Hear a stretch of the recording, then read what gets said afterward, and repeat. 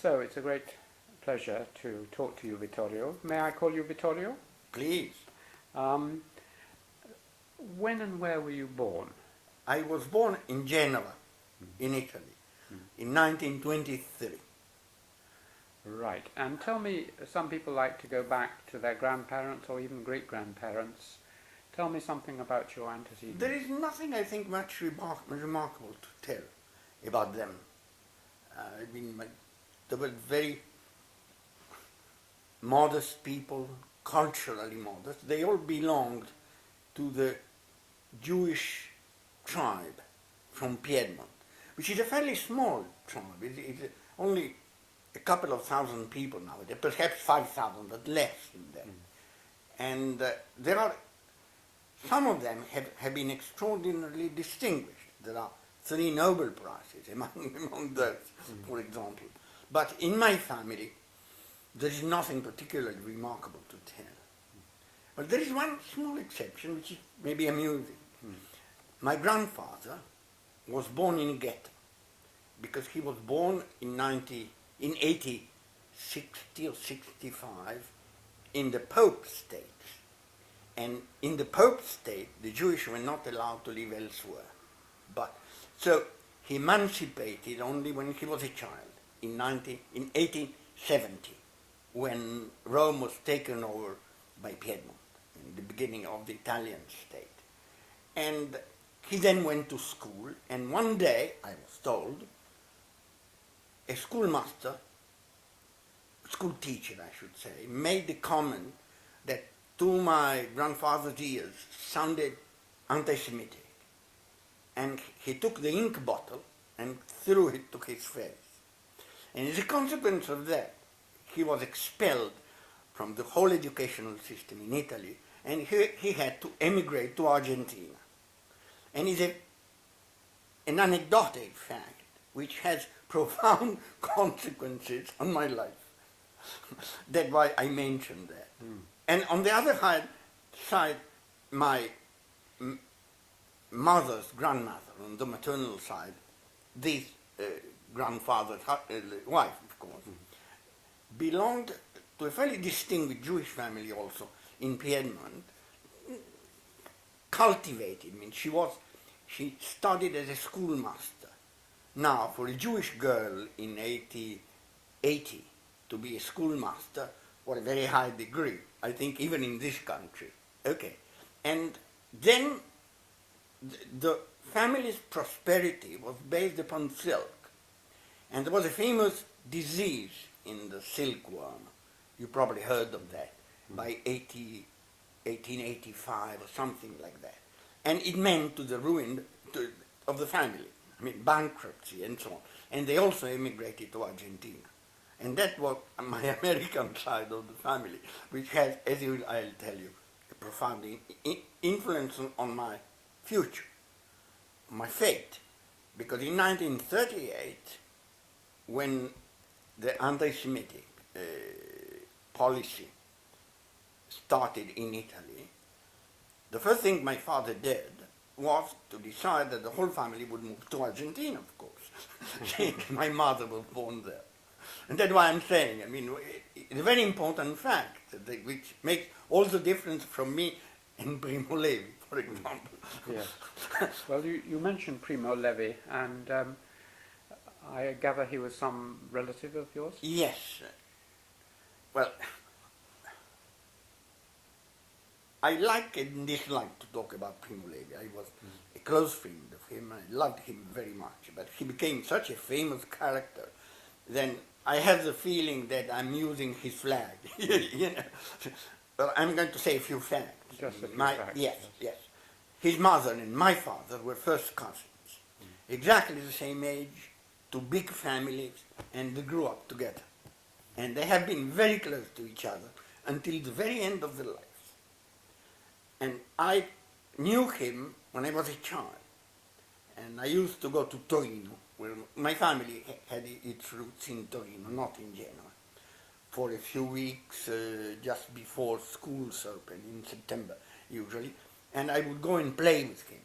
And he was 2 or 3 years older than I, And at that age, it meant a lot. He was a sage, he knew a lot of information and games and so on. And he was an extremely sweet person, extremely kind. So that's what I remember of him. Then we moved to Argentina and he stayed in Italy. And you know the rest of the story. I met him again when I returned to Europe in '47. And we kept fairly close. We tried to meet once, twice, 3 times a year if we could. And I would say we have been fairly close friends. That's it. But I didn't have any important conversation to report with Primo Levi that I remember. Okay? Yes, I mean, you may want to move on, but I'm like many people, I'm a great admirer of Primo Levi, and I have read most of his books. And you said he was a sweet, kind person when he was a little boy. Was he the same in 1947 when you, after that experience? Yes. I mean, sweet, he would listen to people a lot. He was prepared to ask questions and wait for your reaction. And he was always benevolent. He was very kind. Okay, but unusually kind. Because believe me, when you are 10, to spend your time playing with a boy of 7 is no fun. Right? You have been a child as I? I have been a child. As I have? Yes. And I was not that patient. This is just the usual question, but there is no need for you to answer, but I feel I must ask. I mean, having read his wonderful books and seen how he seemed to handle his despair and awful experience through his writing and so on, it was obviously a great shock to all of us that he committed suicide. Was it as much a shock to you? I mean, well, I know nothing about that, and I know that he had psychological problems before that. He had a depression and so on. So in my opinion, the roots of what happened have to be looked into that. But I know nothing, and I know that a lot of nonsense has been said on that. It's kind of gossip, right? Yes. Which I dislike. And the last question on him is that he unusually combined being a very good scientist and some of his scientific writing, like the periodic table and so on, is very good, but also being a very good autobiographer and novelist. Did you ever talk to him about writing or see him writing? Yes. Well, not about his writing, but about my potential writing. Right? I mean, he made some very amusing suggestions to me. I mean, I went through a very, well, let's say, dramatic period in my life. I mean, my first wife committed suicide. And he was very close to her, because I mean, Primo and his wife, had come to Paris and stayed with us for 10 days or a couple of weeks immediately after the marriage. It was the first trip to Paris. And so we shared the small flat with them, and we kept very close to each other. And at that time, I was really upset. I mean, you know, when you were shaken up and you're looking where to set foot. And I was thinking of writing, what I did only recently, in fact.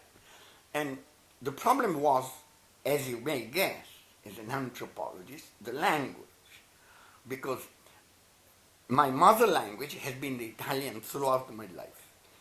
But I went to university in Argentina in Spanish, and then all my professional life took place in France, with the exception of 1 year in the United States and very frequent visits to Cambridge.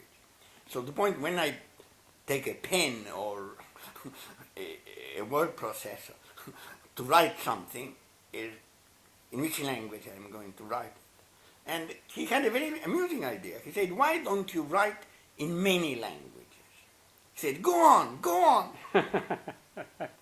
A very good idea, right?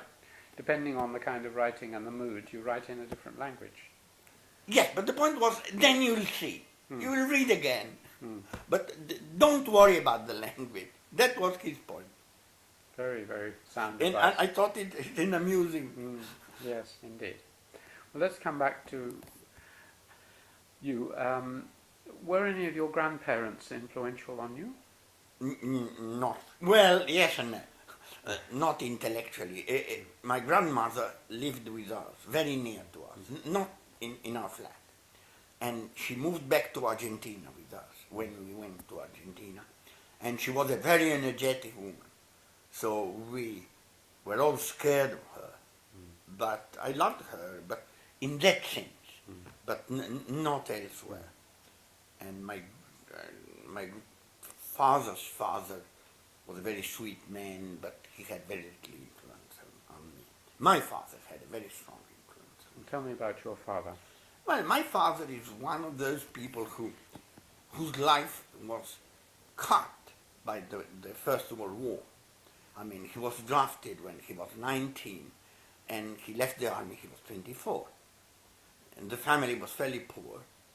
Well, not very poor, but not wealthy. And so he could not go to university. And he would have gone, he would have liked to go to university.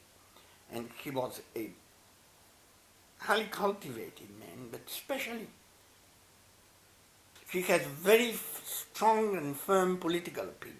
My father, he was very strongly against fascists. And he said it openly. Other people, I know of other people whose father, people of my age, whose father was probably as anti-fascist as my father, but their father didn't want to display that because their opinion was that it's not good for children to have in the house an education. My father was quite the opposite. Okay? And I mean, my first readings come from my father's. I mean, when I was 12 or 13, he put in my hands the great Russians, Tolstoy, Chekhov, and so on, or Italo Svevo, you know that writer. Italo Svevo. Oh, yes. Yes, Yes. I'm sure. Yes. La coscienza di Zen. Yes, which in those days were not common reading, especially what was abominable in the fascist days in Italy was rhetoric. I mean, just words, d'annunzio. You know, and in that respect, he had a very strong influence, my father, on me. What I was think. his occupation? What did he do? Well, he was a businessman. Successful? Or Hmm? was he quite a successful businessman? No, not in the British sense. No, he made his living. In fact, he had very close connections with Britain because he had a scholarship, I think, when he left the army. And he spent 6 months, I think, somewhere in Liverpool, I think, of all places. And then he worked with England. I mean, he had work connections with Britain, and he used to come here, I say, once every second year or some. And when he came back, for a few days, we would have breakfast, sitting around the table. Because, you know, in Italy, usually breakfast is not a meal. You just drink a cup of coffee and leave the house. And he forced all of us to have what he called British breakfast. What about your mother? Tell me. My mother was a good pianist. That's the main point about her. Good She pianist. was my mother, of course, but she was a good pianist. And, well, music, thanks to her, plays a great role in my education. She had to make a choice at the age of 22, 23 when she got married, either my father or to be trained as a professional pianist. She had to go to Paris with Wanda Landowska. And her choice was to get married and have children. But she played she played local concerts. But she had a strong taste in music, in Baroque music. And she used to analyze that music in a complicated way. And that is something I acquired with her, that music is not just something pleasant, but you work in your mind. I mean, it's something worth analyzing. Tell me more about the role of music in your life. I mean, what music do you like? Does it... Baroque music. Baroque music. And, you know, this is really a matter of education. It really matter of education. I often worry when I see people enjoying other kind of music and me not enjoying. And I rather envy them. Okay, if someone enjoys a drink that you dislike, he is a happy one. But I think it's really a matter of education. It's enrooted in me. And within the Baroque, who are your favourites? Well, the piano music, of course, Mozart is the center. Right? But Mahler would play not beyond Beethoven, or Schubert, or Beethoven, not beyond. And backwards, well, 17th century. Does it, I mean, relating to your work, some people find listening to music inspirational when they're working, or others find it as a relaxation to stop them thinking too much, or how do you... Well, it happens to me like to everybody, but I don't like it very much. I like to listen to music, Yeah. not to have this bruit de fond. Yeah. So let's now go to your childhood. What's your first memory, apart from sort of the sun shining and things like this, a concrete memory? Well, that's an amusing question, because my father's mother, my grandmother, died when I was 2.5, I think, or something like that. Or I keep a vivid memory of a scene with her, but probably I was told that story, so I'm not quite sure about that. What was the memory? No, that I wake up in a big bed and there's plenty of gifts on a table next to the bed. That is what I call a precise memory, but I'm a bit skeptical about it. Christmas, probably, or your birthday. Where was your first school? In Genoa, always. The public school in the continental sense. I don't know how we call it. It's not the public school in Britain, right? It was elementary school and gymnasium. Yeah. Okay. What age did you go to that school? Ordinary age. I was born in August, so there never was any problem. I started with the other children. When you were about 5? Or? No, in Italy it was 6 at that time. Do you remember anything about that school? Do you remember any? No, I remember quite well all the schools I went to. I remember the teachers. Well, pick out one or two teachers who, if there were any that particularly influenced you.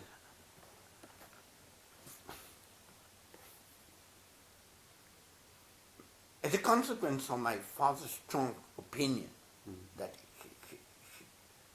he was telling us all the time, I mean, he was against Mussolini and so on. So, whenever someone could be called anti-fascist, quotation mark, right? I mean, you don't have to think of any extremist or politically active people, but people who would be prepared to chat with my father and show that they were not fascist, but by and large. It was very mild. So all these people acquired some importance to my life. And for example, I have not a school, it was a high school, I don't know the terminology in this country, gymnasium, right? 11 to 13, right? That age. Well, the Italian system was, I don't know what it is here, whether it's the same there, that there was one principal teacher who had us in his hands for 4/5 of the time. He'd teach Italian, Latin, history, geography, and Greek, when Greek came into that, right? So we only had gymnastics and foreign language. There were different professors. And one of those had a profound influence on me because he shared many of my father's opinion. And these had important consequences on the educational way because one of the trouble in the fascist day is that rhetoric, inflation, was fashionable. And this man was quite the opposite. He would teach us understatement. Okay, he would avoid, whenever possible, to have to comment on Mussolini's achievements or things like that, which were very common in those days in Italian school. Some were compulsory, right, for the professors.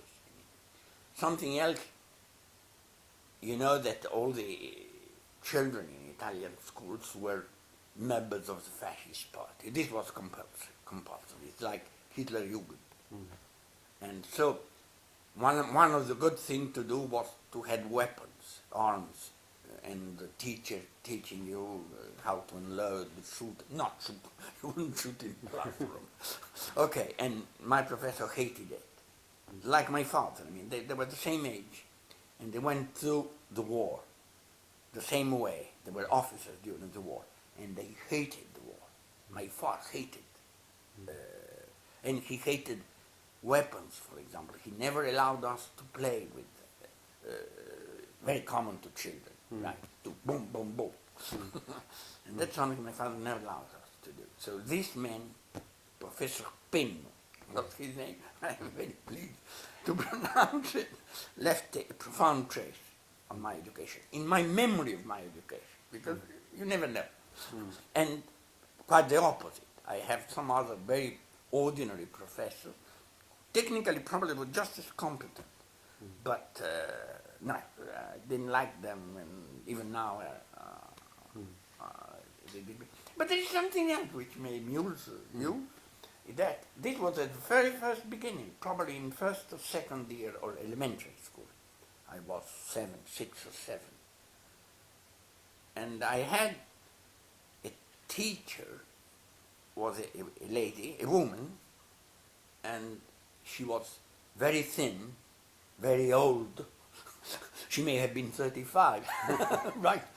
But in my memory, she was very old, and she was the sister, the parish's sister of the local church. And so she was dressed with a dark black gown, and she was behaving very humbly always. And one day, one of my schoolmates made openly a despising comment about the Jews. Something ridiculous, right? Which might have said against a Neapolitan just the same way. She stopped the class, and for 1 hour, she explained that these things should never happen. Which is amusing, because people don't, by the way, in the Italian schools, you hardly had more than one child in a class, on the average. But very rare, as you know. I mean, in a city like Genoa. What kind of child? One child. One Jewish child. Oh, Jewish child. Yes. I mean, the population, I think that the Jewish population in Genoa were a few hundred, not 1,000 people, out of 1 million. Or close to 1 million. So it was a very rare bird. And so you ask me questions, I'm answering. Well, I mean, since you've raised it several times, many of the distinguished scientists and others I've interviewed have been Jewish. And I quite often ask them to reflect on whether they think this has influenced their academic life. Some of them, for instance, Simon Schaffer, who's a historian and philosopher of science, said that being Jewish in England, as he was, made him feel both inside the society very comfortable, but also always on the edges, always the outsider, watching himself and other people, a double identity in a sense. And others have said something vaguely similar to that. Is there any way you've reflected on how being Jewish, because if everyone was Jewish, as some of my American interviewees are in America, in New York or something, they say, well, it had no effect because all my friends were Jewish and everyone I met was Jewish. But if you're in a minority, it might be different. Well, you should first remember my age. Like, I'm 86.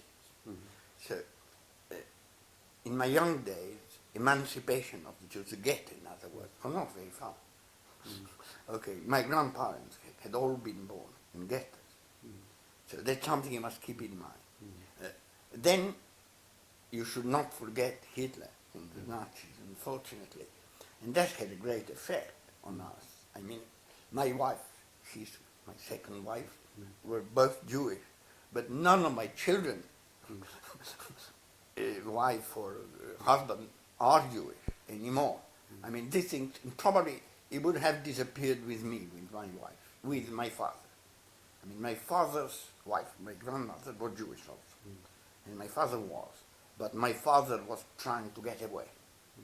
Now, being a small minority, as was in Italy, you know that it's less than 1 in 1,000. You know that? I didn't know that. No, it's extremely small. Mm. It's quite different from being an Ashkenazi born in the shtetl. You see, I mean, the question you may ask, and I keep wondering, is that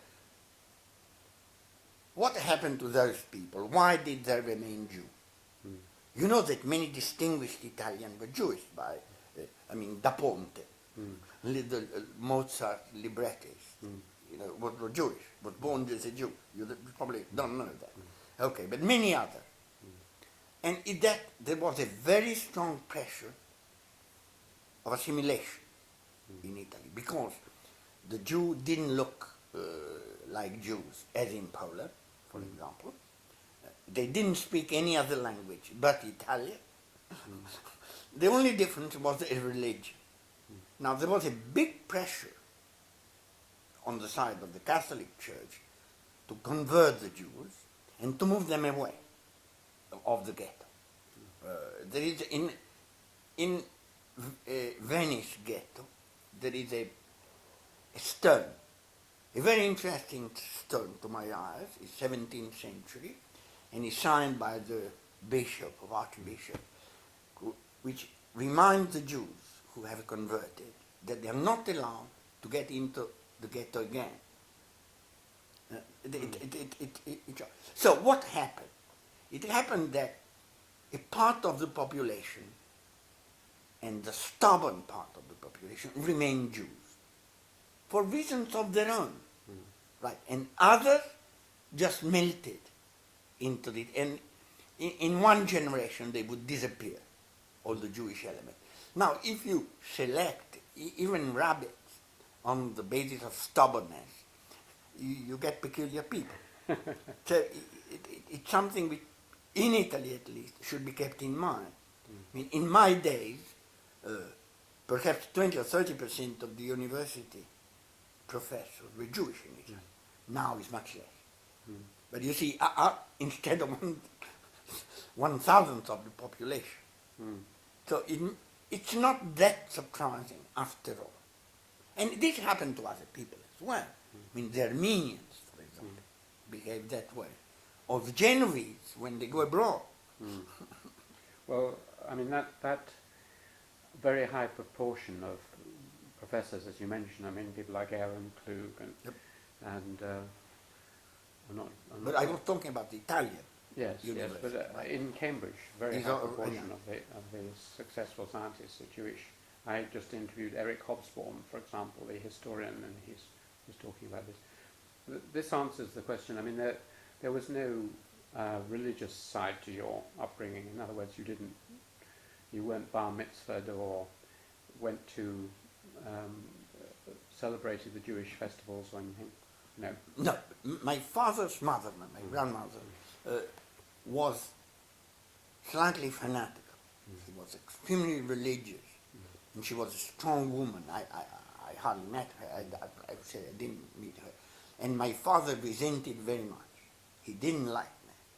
He tried to forget. But of course, it's mixed with family connection, especially for the Jews. I mean, he had an uncle, he laughed very much, and this uncle would have Seder, the Jewish, what's the name in English? One of the festivals, Yeah, so we would go there, because it's mixed up. It's not only religion, but it's family celebrations as well. And then, of course, Hitler came, and that made the whole thing different. I mean, have you ever followed any other religion, or No. are you religious, or No, no. are you anti-religious? Are you? No, quite the opposite, I must say.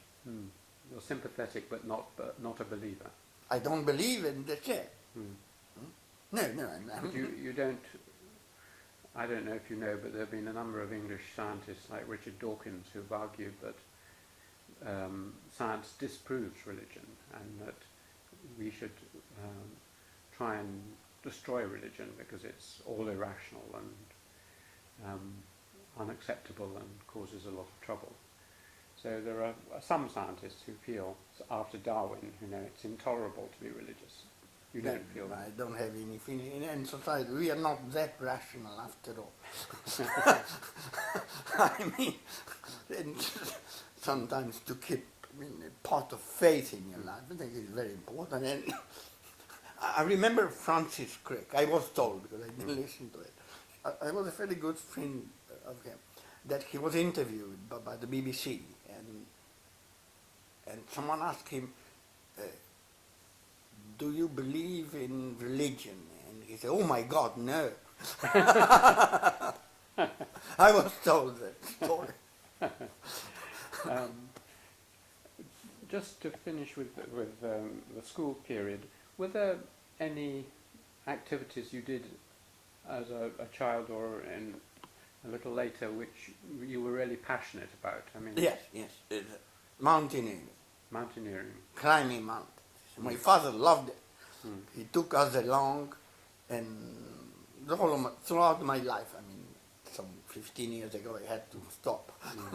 But otherwise it has been kind of passion, I would say.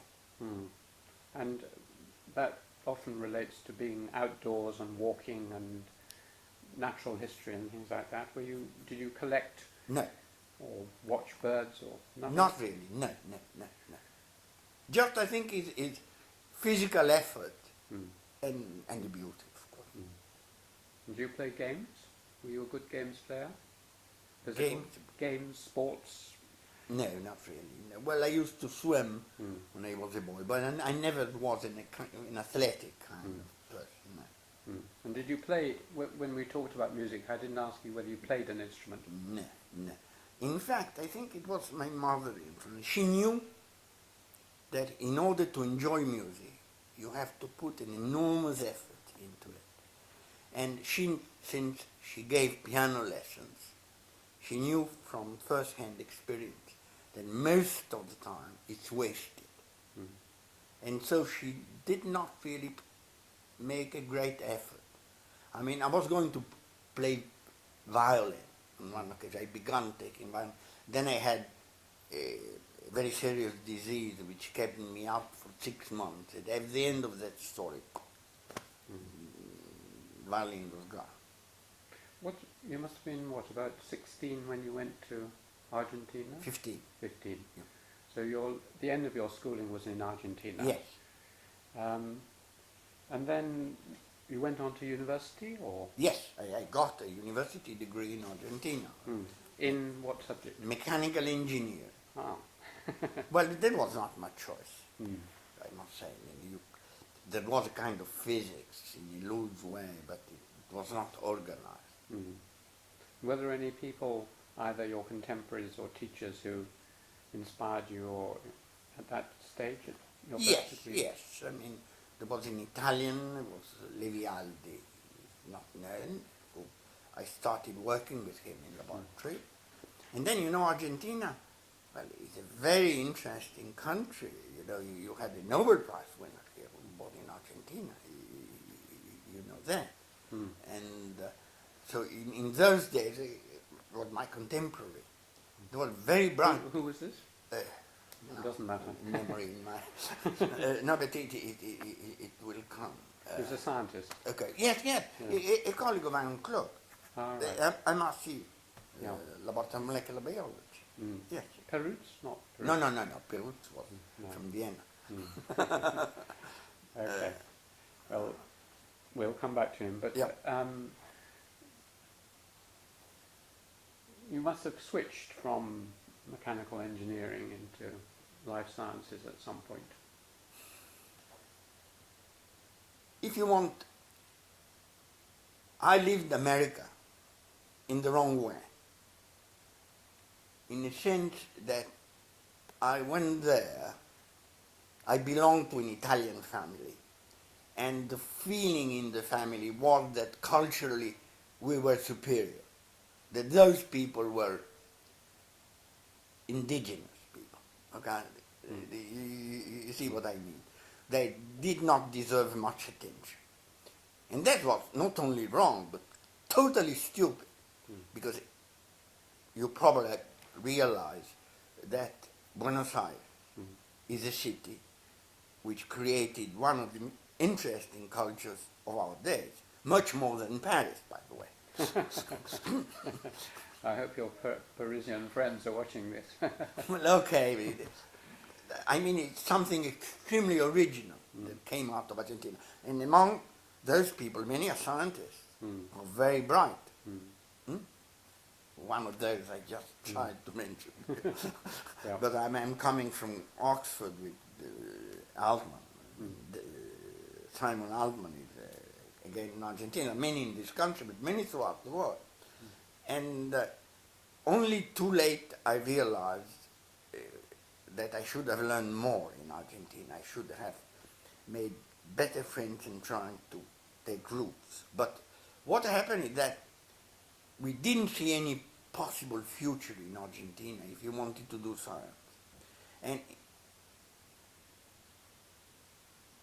in an ordinary way, we were right. The future of scientists in Argentina has been very bad for a very long time. Even now it's not very good. So I wanted to learn something, and then I wanted to go back to Europe. That was the main point. And my fiancée in those days, she was French, and she was a medical student, and she loved the idea to go back to France. And indeed, we left in 1947, we got married, and we settled in France. She became a medical doctor and scientist also. So there was an attraction of Europe, which was very, very strong, which prevented us, to some extent, to really appreciate the best of Argentina. We were far from negligible, far from negligible, in spite of all the difficulties. But countries are interesting very often when they are difficult, not when they become too easy. I don't know if you agree. Yes, well, I'm an anthropologist. So you came back in 1947. That was a very difficult time, especially in France, I should imagine, a very shattered economy and society and so on. What is your chief memory of coming back? No. My memory of those days is glorious. Really? But I was 25, of course. This is one reason. Just got married. All the objective elements of happiness are there. But society was open for young people. Anyone had the feeling that he would have a purpose and a place in the society, something to do, that they needed you. That was very, very strong. From the very early beginning in Paris, in fact. Britain, scientifically speaking, had a very big influence on me.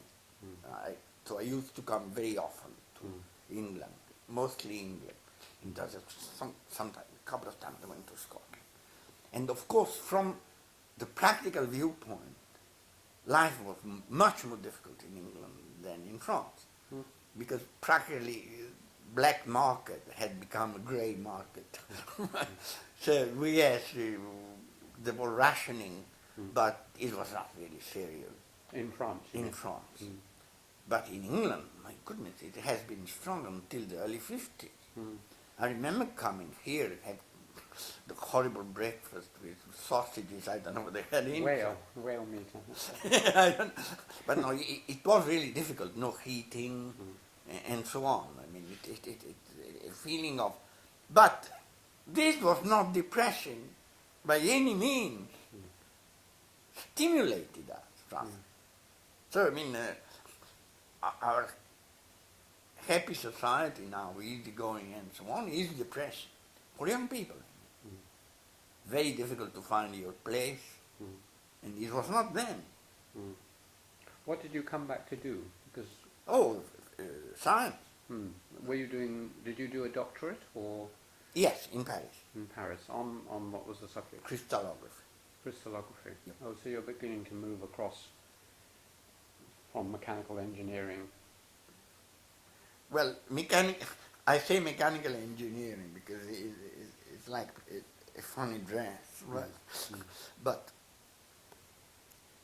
as I say, I mean, it took a very long time and not much to work to get my degree.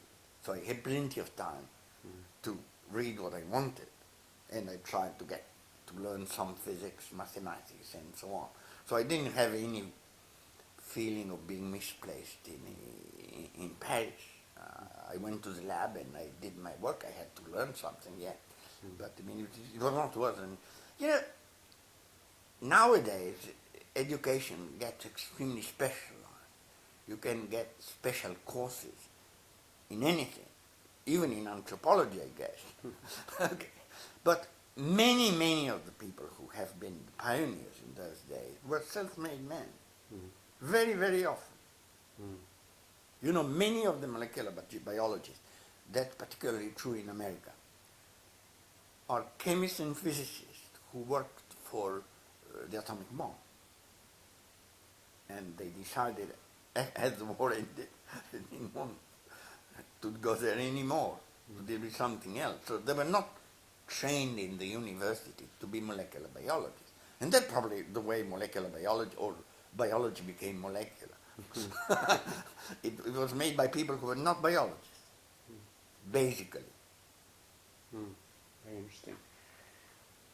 This, I know you don't want to talk about this much because you talked about it elsewhere a lot, but 1947, I think, to 1950 was when you were working in the same laboratory as Rosalind Franklin. Yes. And I picked up the bits of the story from Aaron Klug when he went down in 1954 to work and met her, and he talks about her there, and one or two other people obviously have discussed her. So if you don't mind, once again, just briefly, was she in the same laboratory as you, or? Yes. When I went to my lab in Paris, she was already there. She had been there for a few months, I think. So we shared the lab and the facilities, dark room, balance room, things like that. So we met every day. And there have been many appreciations and comments on her, but since you knew her well, and I believe you went on holiday with her, and Yes. and your famous photographs have disappeared for a while. I don't know whether they've come back yet, but we'll come back to that in a minute. But if you don't mind telling me, you know, what she was like a little bit, you know. Well, I'm going to say a few comments, but some questions that I hate to have been asked Yes, too many times. too many times, yes. A few points that have not been asked that many times. I mean, I was just married then. I married in 47. So I would go, my wife was very busy as a medical student. So in the evening I would tell her something about people in the lab, and I described Rosalind. And my wife had a partly British education. She was a strong reader, a person who needed to spend a lot of time reading. And she was familiar with the novels of the late 18th century, British novels of the 18th century. And had the feeling, I mean, she just felt that Rosalind was one of those characters. Jane Austen, you mean, that sort of period? That kind of thing, yeah. And she was very curious about her. And so she came to dinner with us, we met and so on. And they were very good friends, Rosalind and my wife. And so, we started going, we would go weekends, cycling around Paris. She would join us. And then we went to Tuscany. That was a major, couple of weeks in Tuscany was unforgettable vacations we had. My wife wasn't died. That's what I can, and we have been friends until the end of our life. I mean, Rosalind spent her last Christmas vacations with us. Mm. I mean, she was obviously a very distinguished and important scientist. I mean, what the impression you get from films about her and so on is that she was extremely hardworking, very dedicated, very tenacious, very careful. Anything she did was done that way. Mm. Okay. Was there more? I mean, you know the definitions of science. Well, science and other things. 99% perspiration, 1% inspiration. Did she have that 1% inspiration? Certainly more than 1%. But it is difficult to say. She was an extremely competent person, very earnest. And when she said yes is yes, no is no. I know, I don't know. Right? She didn't like cheating to herself or to anybody. And she had a difficult character, by all means. Yes, because the stories of her and Maurice Wilkins are, you know, that there was a bad chemistry between them, and it's thought to be on both sides, so it was difficult. I think it's because of Randall. I think the villain was Randall. That Rosalind found, she thought that she had a problem for herself, and Maurice thought that the problem was his. And that was the beginning of. And then the characters were very different. Maurice Wilkins was a secret man, quiet, slow, and Rosalind was quick and dedicated, and you had all the elements for a clash, as it had. But I mean, even scientifically, I never had the feeling that Rosalind really understood the significance of DNA. At least, I mean, I left to America in 1953. It's a crucial year for DNA. So we corresponded perhaps, I don't remember. But I didn't see her regularly. Before that, she left to London again, I think in 50 or 51. And we met very often. I mean, she would come and stay with us, or my wife, me, and something, together or not, would go to London, stay with her. And we kept, in those days, we talked a lot of mutual work, her work. And she didn't give the feeling to be, of knowing that she was dealing with the secret of life, to put it that way. Even after when it was published, I mean after... Well, that's the point. At that stage, I was in America. That 53 is a crucial year for DNA. And I don't know exactly, but all what I understand, she never resented to, you know, that Francis Crick became a very close friend to her. You know, she used to come to Cambridge and stay. Even more than that, she had been invited to join the MRC laboratory here. And that's why Aaron Klug came. He took her place. So there was, she was a very good friend of Aaron, a very good friend of Francis Crick. At no time, I think she did. At least it never reached my ears. And she was not a stupid person. I mean, had she felt that she had been stolen of anything, she would have resented and realized. She was not a naive person. Okay, but I mean, that story has been told so many times that I can very little to add to it. Well, that's coming from your mouth, which makes it special. One interesting thing that Aaron told me, which was that he went the year after and started to work with her, and when she showed him the two photographs, our famous photographs, she said to him something like, I saw the helix spiral in one of them, but I couldn't see it in the other. Yeah. And he said, the moment I saw the other one, I could see it. I mean, he's got a special kind of mind, as you know. So he saw both helixes. So my impression is that if he had gone to work with her a couple of years earlier... Aaron? Aaron, then things would have been very different. Probably, yes. But what is certain is that had Francis Crick met her earlier, things would have been quite different. The real person she needed was Francis Crick to interact with. Because Francis Crick was a very generous person. I mean, and realizing how clever she was, a very good experimentalist and so on, he would have interacted with her. I think that the real shame was that they didn't meet. They met much too late, more than Aaron. And you know, Aaron, well, he remembers better than I. But I mean, what they did, Aaron and Rosalind, was to work out the helical, the diffraction by helices. So I mean, the comment he's making now, they're not quite naive. You see what I'm saying? I mean, the point is not what happened in 55, what happened in 52. Yeah. But I mean, these are minor points. Well, the person who worked for many years with Francis Crick and who I've interviewed was Sidney Brenner. Yeah. Do you know Sidney? A little, not well. I mean, people speak very highly of his intelligence and say that he's undoubtedly one of the most By all means. cleverest people they've ever met. But you didn't know him well. He was a fellow of King's.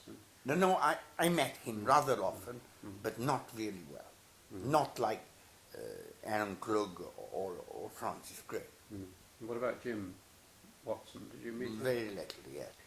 So let's go on with the story. After 1950, what did you do? You went on in that laboratory for how long? No, well, now you come back to my history. When I stayed in that lab until the end of 52. Then I moved to America for 1 year in Brooklyn. Then in 54, I went to Strasbourg, and in 62 to Gif-sur-Yvette, I mean, just south of Paris. That is my itinerary. That's there. What were you working on? Crystallography? Well, Francis Crick had a profound influence on me because we shared a desk, in fact, for 6 months in Brooklyn. And at that time, Francis was not quite a Crick yet. But he has always been terribly available. I mean, whenever I wanted to talk to him, I could easily do that. But in those days, even he liked to talk to me, right? Because he went through a difficult time in his life. And the fact we were both more or less of the same age and more or less in a similar situation, small salary, difficult life, and was his first experience of America, and my first American experience as well. So we had a lot in common, and in some respect we were slightly unhappy for the same reason. So it was, and Francis, well, he's a terribly charismatic person. He was, unfortunately. And he convinced me that Unfortunately, did you say, or well, fortunately? because he's dead. Oh. That's what I'm saying. I see, yes. Yeah. No, I said he is, and then I said unfortunately he was. Oh, That was I meant to say. Yeah. Yeah. Yes, and he convinced me that in our trade, the thing to do was biology. So if I moved to biological problems, it was because of Francis' influence. I'm quite aware of that. Then I returned to Europe. He stayed quite a few months in America still, and I started in Strasbourg. Then I moved to Paris, but all becomes very technical at that stage, right? From the accounts of Sidney and others, Francis was a great talker. They just talked and talked and talked. And he had a notice, which I rather liked, and I used to keep in my room, on their wall, which said, "Reading rots the mind." Yeah, sure. Have Sure. you seen that notice? Oh yes, oh yes. And I quoted it very often. And yet, when I quoted it to Sydney, he said, "Oh, well, that's true. We had the notice, but Francis was a great reader. He read a lot, and he may have had this notice." But what does he mean then, that reading rots the mind, if he was a great reader? Well, the point is that in order to do probably, because I never discussed that point with him. By the way, you know that a biography, which is going to be a very important one, of Francis Crick, has just been published That's it. by Robert Olby. Mm. You know that. Mm. I mean, if you are curious about Francis, I think you should first read that book. Mm. But probably what he meant, I guess, was that it's a waste of time very often to quote somebody else's work. Mm. I mean, who was it? I think it was Max Delbrück who said, well, there is a famous sentence which I don't, I mean, it will come out.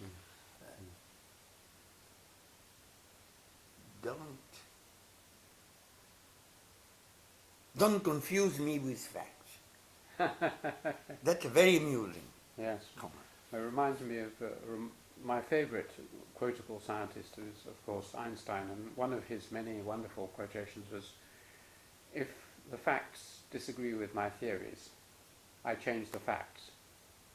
Francis was not that like that. Francis was not. Never believe an experimental fact without a theoretical reason.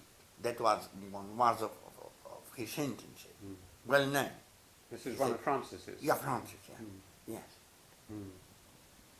Well, probably this is, there's only 3 or 4 minutes on this tape. It's probably a good time to, from your great knowledge of all these different scientists and your own experience, what makes a good scientist? I mean, it sounds as if this mixture of experiment with theoretical reasoning or curiosity, or what would you, if you had to pick 2 or 3 qualities from the great scientists you've met? Probably is the feeling of the problem. I mean, or in other words, not to waste time. Yeah, to ask the good question, which is a mixture of everything, of culture, intelligence, common sense, and things like that. Mm.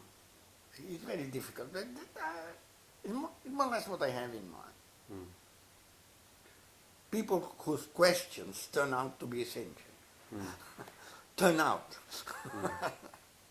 Well, this is when I talk to good scientists, very good scientists here, like Gabriel Horn, I don't know if you know him, and talked about people like Fred Sanger and so on, and asked why he's so good. They say, well, he has a nose for the important questions.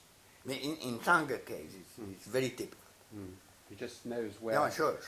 It's time to do that. Mm. Yes. Plus enormous amount of hard work and organisation and well, also a huge amount of application and hard work and so on. But and natural gifts. I mean, Aaron, for example, is very gifted as a linguist, as a mathematician, as a many natural talents. Is that important, or? Well, of course. Mm. I mean, if you want to be a runner, you need good legs to start. It's not enough. Mm. But you never saw someone with short legs being a good runner. Right. Well, we've got to about 1960. Yep. And so there's been quite a long period since then. Tell me, in a sort of the headlines of what you've been doing since. Well, I essentially have been continuing my own work, but everything will become very technical, I am afraid. I mean, Well, it's very nice to have something technical. I mean, I've interviewed a number of very distinguished scientists, and I asked them to explain, if possible, to a general audience, what is important about their work. Well, okay.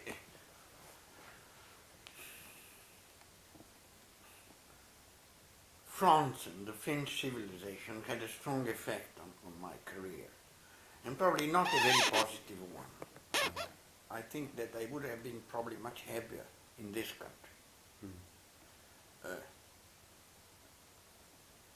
I always thought that my scientific roots were here in Cambridge, and in Oxford to some extent, and in London also, more than in Paris and the neighborhood. What is the difference between the scientific cultures of? I see. It's enormous. Is it? It's enormous, yes. I don't know how to explain to you. You're an anthropologist, and this kind of things much belong to your feeling, but most people do not understand it, or very often people do not understand what I'm saying. That the French culture suffered, in my opinion, from Auguste Comte. I mean, you have a chemist, a physicist, a biologist, an anthropologist, and they never meet. In this country, when you go to any college, I happen to have meals in high tables in a variety of colleges in Cambridge and Oxford also. And it's very surprising to be sitting next to a person who is a very different field. He has nothing to do with what you do. And I understand that it's the same thing with the students. Now in France, at the age of 17, 18, where they end secondary school, they get terribly specialized. They study mathematics and they meet mathematicians. And they study anthropology and they meet only anthropologists. And this had a very strong influence. I mean, fields are sharply separated from each other. And that I remember, I did not quite well understand why Francis in particular wanted to live in Cambridge. He did not belong to the aristocracy, the scientific aristocracy. I mean, I don't know exactly his social roots, but I think he lived in London and he went to a good university in London. He got a degree in physics. But the point he had living in Cambridge that he could meet anybody. And he had friends in very different areas and so on. And so they interacted and they had life he liked. And that's what I missed, probably. I sunk among geneticists, but people who were narrowly geneticists. I mean, means nothing. I mean, molecular biology, you know Francis' definition. He was asked one day, I think it was again in TV, what is molecular biology? And he said, what interests molecular biologists? And I think it's a very good answer. I mean, molecular biology is biology done by non-biologists, technically speaking. I mean, they are biologists as well. I mean, you mentioned Sidney Brenner. He had been a biologist from the beginning, but Francis wasn't. One of the arguments he gave to me when we were in Brooklyn, he said, we should do biology because nowadays you can do excellent biology without having to learn it. I remember his argument. Why do you think it's the difference is the result of Comte? Didn't get your question. Yeah, well, I think you said that it was Auguste Comte who made the French intellectual establishment divided into specialist subdisciplines. Well, that at least is what I see now. But probably Comte has root also, with history. Because without trying to give a plug for my book on Cambridge, what I explain is that the collegiate system, which brings people in different disciplines together, died out all over continental Europe in the 18th and 19th century, particularly at the time of Napoleon, when universities were destroyed, the old French universities were destroyed. And it only survived in Oxford and Cambridge. Yes. And so it was a historical accident or set of causes of a structural kind, which accidentally preserved Oxford and Cambridge, and a little bit, some of the spirit went to London and elsewhere. Whereas Italy, Spain, France, which had had the great universities of the late Middle Ages, they'd all disappeared. So it wasn't a particular individual, much as we may dislike him. It was a structural, historical. Oh, I quite accident. agree with you. I mean, it's quite useful and simple to say Auguste Comte in one word, but Yeah. I don't think that he should go to hell for that. Yeah. The other thing that I wondered whether you noticed, I've noticed among anthropologists, at least I've heard about it because I've never taught in France, that not only are the disciplines separated, so you don't meet people in other disciplines, but even within a discipline, there are often very strong factions and feuds, and so the discipline is sub-split, and you don't go to someone's seminar who is your enemy or you disagree with.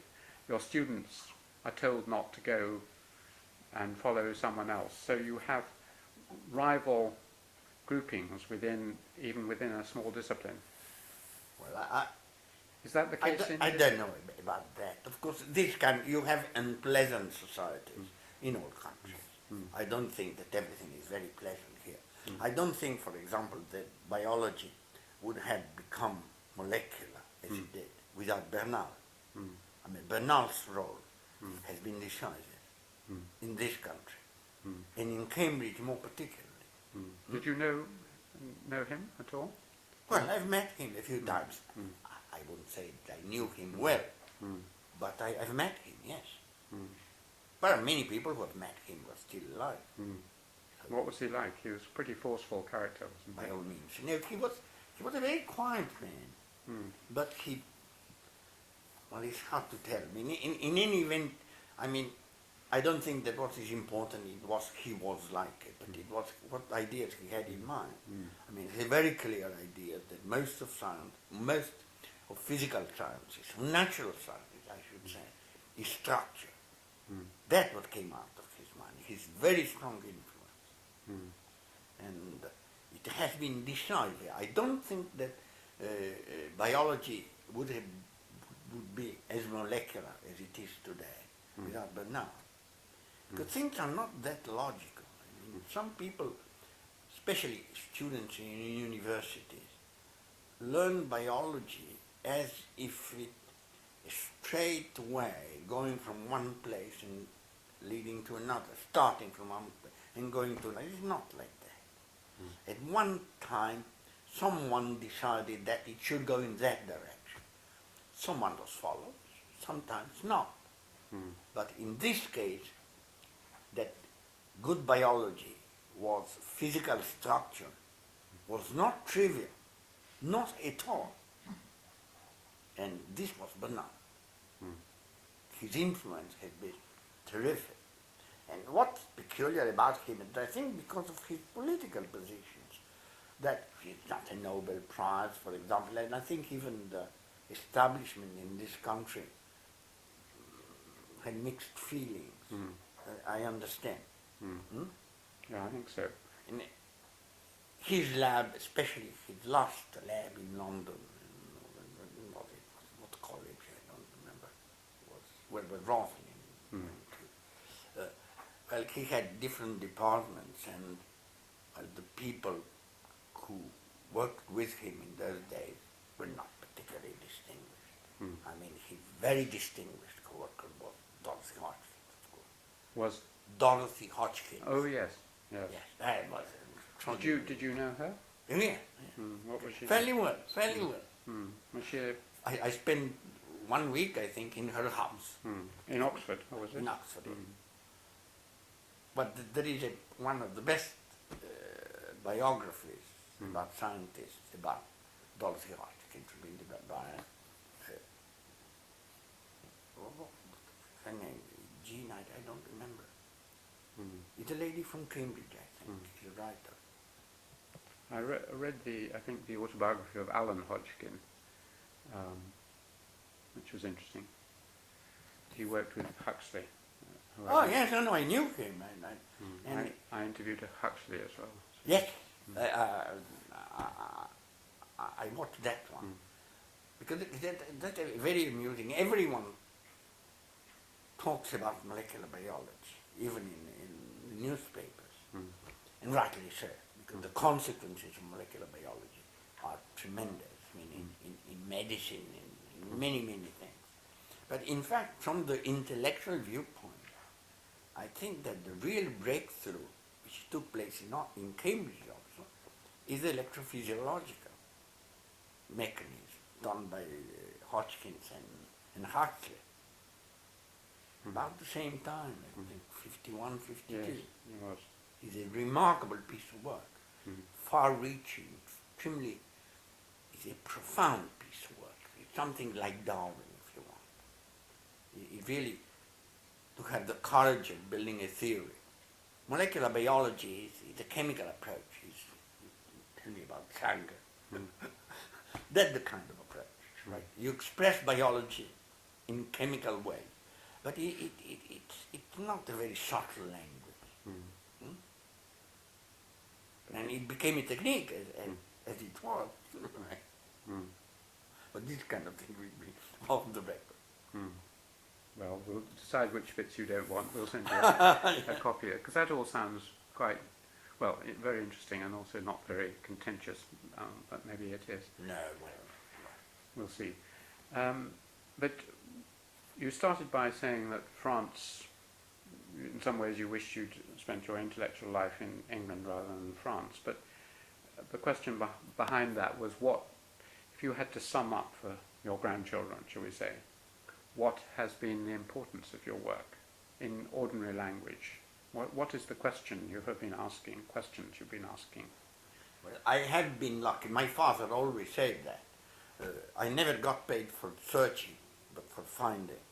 And you get a salary for searching. And he was profoundly correct. So, I had fun throughout my life. Right? I would go to the lab and amuse myself, basically, much more than anybody else, than ordinary people. So that's the point. Intellectually speaking, it has been terribly rewarding. I mean, to get in touch, not with famous people, but with bright people, people you learn from, people you discuss with. France is a typical one, but Aaron Krug was a very good friend of mine in the past, Rosalind Franklin also. I have a very good friend who is quite younger than I. He was born in 38, and he's of the, comes from a Catalan anarchist family. His father fought in the war and so on. And he became a very good friend and a colleague of Aaron's. And one of the things that Aaron's liked very much in this person is his peculiar route. I mean, the anarchist route. And it's something that is not very common in no country. But I would say in England. Usually the feeling I had that my roots, well, they seem to interest you, but usually people did not care much, right? They would not ask questions, but Aaron always does. But that's something peculiar about Aaron, and that I'm very fond of. You mentioned anarchism there, and you mentioned earlier on your father's passionate denunciation of fascism and so on. What is your political opinions and life? Have you been actively engaged in politics at all in your life? Not really. I mean, during the war, I hoped I could go and fight. I mean, it was clearly my war, right? But it turned out that it would have been possible probably in Légion étrangère or places like that, which are a big arm. And there had been some attempts to have an Italian army on the good side. Well, it didn't work, but this was one kind of commitment I had. But it was not a very strong commitment, as a matter of fact. I mean, I never went anywhere and fought any war. Then after the war, I never was a communist. It didn't smell good. I mean, the experience with fascism gave me the feeling that elections with 98% are not elections and so on. So I never trusted. And I avoided one of the pitfalls of most of people of my age who were politically committed. In France, most of them were communists at one time or another. Now, on top of that, I became a Frenchman only in '68. And before being a Frenchman, it was not good to have a political activity in France of any kind. And I have been of the mild left, which may be Parti Socialiste. I mean, it doesn't mean much, and not a real commitment. 68 was a good time to become a Frenchman. the Oh, time, why not? the time of the Troubles and Well, the Troubles were very strong, but didn't last very long. It has been worse in other countries, like Italy, that lasted for years and years. And in France, it lasted a few weeks. I was not very sympathetic with those kind of things. Never.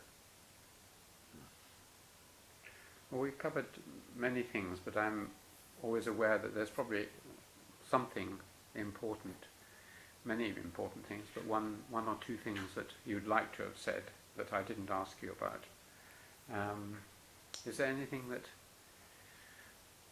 I should have asked you that would have been important to understand your life and work?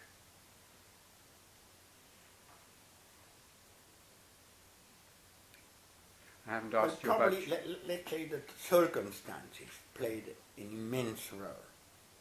But this to most of us, not the British. In this respect, you, the British, do not seem to have a very strong dramatic feeling of history. Well, it's enough to look around. There is a kind of continuity going on. Well, this is not in my case. I mean, and you were talking about Alan Krug.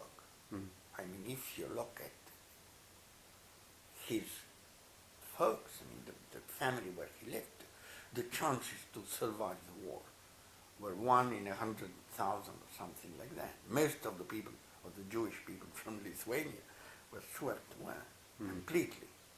So, I mean, and this is something, je suis un rescapé, a survivor. Right? And this is a feeling I had, quite a strong one. So many of the things are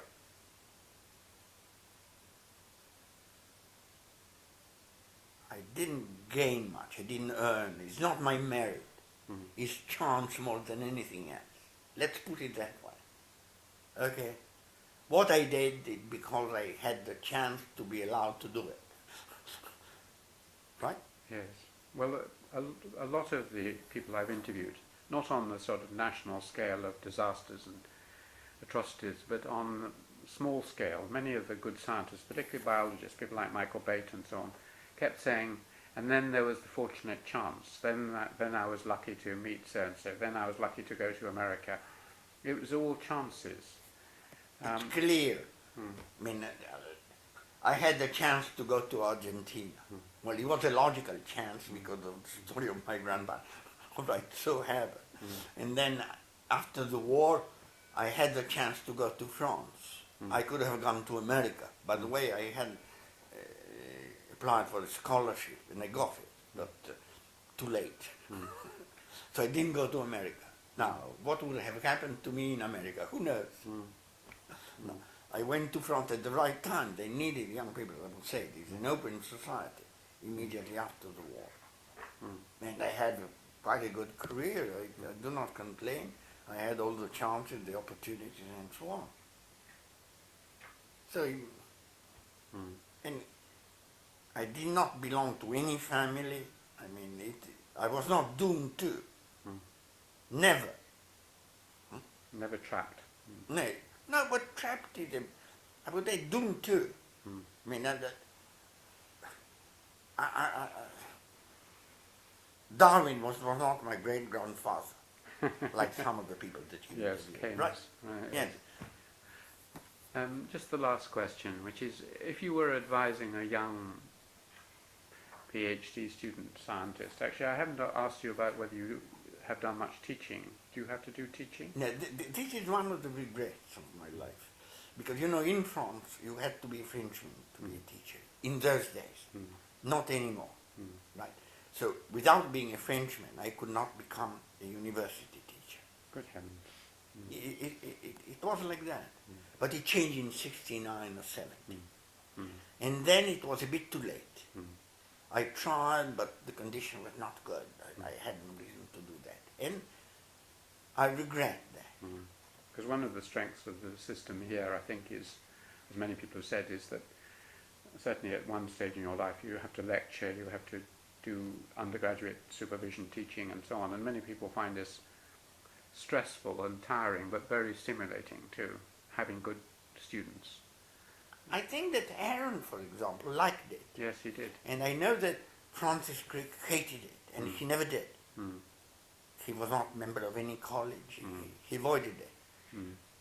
So it depends on the people.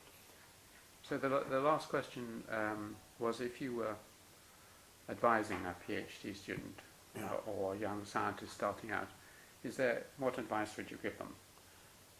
To have a clear idea of what he wants to do and do it. Do not worry about the future, whether he should learn Chinese or Italian. If you like Chinese, go on. But try to like something. Because you're not given many choices. This would be my strong opinion about that. Good. Well, thank you very much indeed, Vittorio. It was very kind of you.